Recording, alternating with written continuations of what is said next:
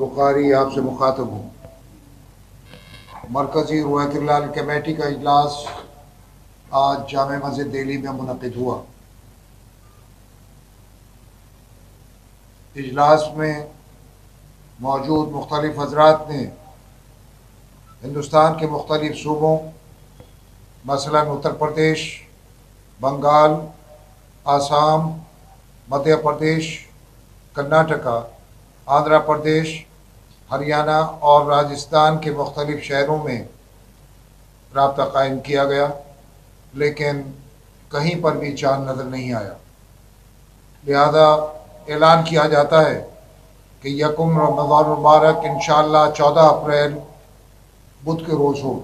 दारुल हुकूमत दिल्ली की शाहजहानी जामा मस्जिद के शाही इमाम सैयद अहमद बुखारी की तरफ से ऐलान कर दिया गया है आज चांद नज़र नहीं आया है।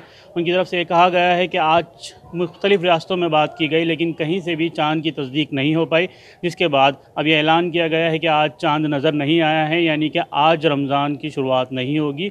कल चांद रात होगी और परसों यानी कि 14 अप्रैल को पहला रोज़ा होगा। उसके बाद से रमज़ान का महीना शुरू होगा। ये शाही इमाम की जानिब से ऐलान किया गया है और बता दिया गया है कि आज कहीं पर भी दिल्ली के अलावा मुख्तलिफ़ रियासतों में भी चांद नज़र नहीं आया है। ETV भारत के लिए दिल्ली से मोहम्मद राहिम।